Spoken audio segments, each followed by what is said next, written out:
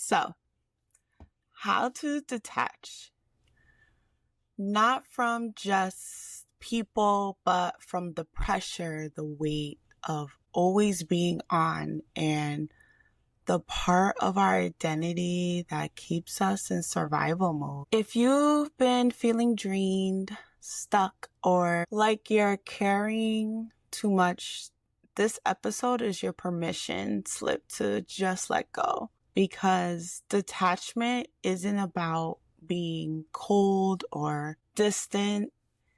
It's about coming back to yourself. Hey, beautiful people. Welcome back to Let's Talk, where we dive into all things healing, personal development, and honestly, learning how to come home to ourselves. I'm Lex, and today we're talking about something we all need, but a few of us are just never taught. What's detachment? Let's start here. For me personally, detachment doesn't mean that you just stop caring. It's about identifying and choosing not to be over-identified with what you can't control.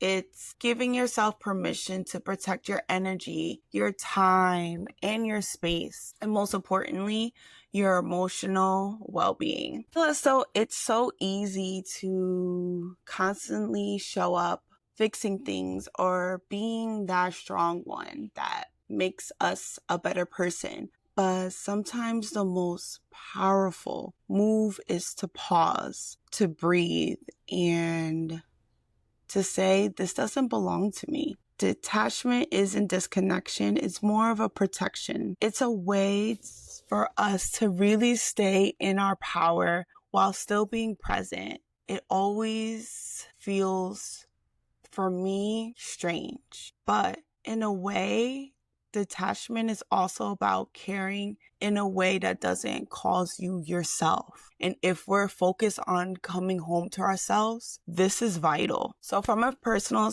experience, if you guys don't know, I'm an occupational therapist and I work in healthcare. And I was pretty much naturally trained or more programmed to push through, to keep going. But burnout is not a badge of honor, and it's not about absorbing every patient's pain. That doesn't make you a better clinician, but it could also make you a little bit more compassionate. If you are detaching, it doesn't make you feel depleted. And if you show up as a depleted individual in the workplace, I don't think that patient outcomes are going to be the greatest. So how do you know when it's time to step back? Let me paint a few real life moments. You keep replaying conversations in your head, wondering if you said or did the right thing. You feel responsible for how everyone else feels.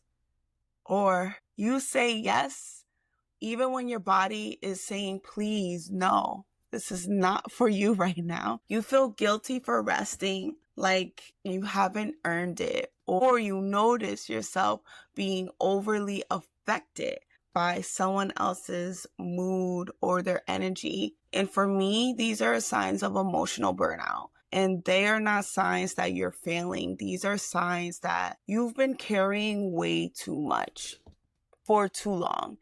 And when that happens, detachment honestly becomes a medicine for you. When your identity is built on being the strong one or the fixer, you lose yourself in the process. And that is the scariest part. You might not even notice until you're completely drained. But let's be real.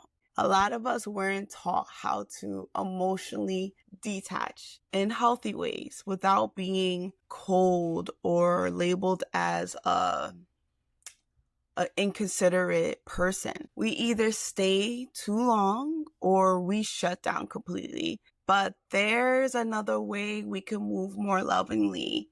And these are ways that I found them super helpful. 1, set a mental off switch. Just like we clock in and clock out from our work or other obligations, we need to mentally clock out of our roles, our responsibilities, and overthinking, whether that's a job or a situation or even someone's energy. Know when it's time that you need to step away. And another thing I preach all the time is create rituals that help you, whether it's a walk, hot shower, journaling, music, something that helps you and your body knows that we're done holding that now. Again, move your body or have a shower meditation and shower it off. Give yourself permission to really unplug. Next is saying no without permission. Boundaries does not require guilt or a paragraph. Sometimes a simple "I can't today" is sacred,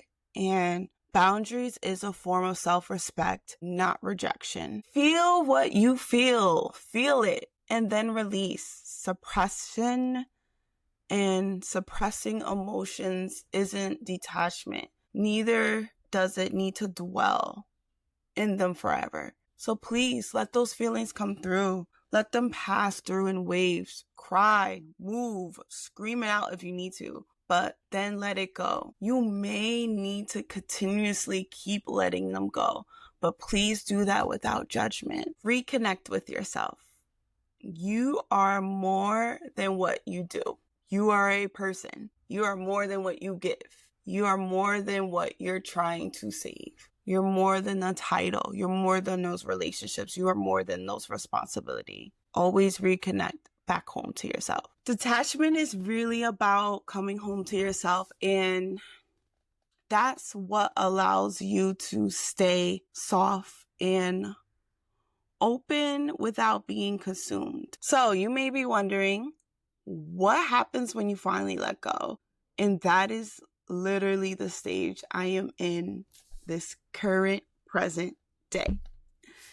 For me, and what I believe that may be true for you, you'll gain clarity about who you are and what actually matters. You begin to choose from peace and not pressure. You become more grounded, more resilient, and more connected to the present moment. You no longer react from survival. You're responding from more of your centeredness. And from that space, you start to attract people, experiences, and opportunities to match your energy and not that frantic one. So if you've been feeling stretched too thin, if you've been holding out of habit or fear, this is your permission to release. You're allowed to step back. You're allowed to unplug. You're allowed to choose yourself. You don't have to carry it all. You're not meant to. You don't have to over-explain. You don't have to prove your worth by how much you endure. Because truth is, peace is your birthright. And sometimes the boldest thing you can simply do is just let go. Thank you for tuning in to Let's Talk, Lex Talk. If this episode touched something in you, please share it with someone. Your healthcare workers, your friends, family might need that reminder to stop carrying what isn't theirs. Make sure you subscribe. Hit the link down below. Leave a comment if you felt it. And remember, detachment isn't rejection. It's redirection back to yourself. I will see you all lovelies next time. Bye.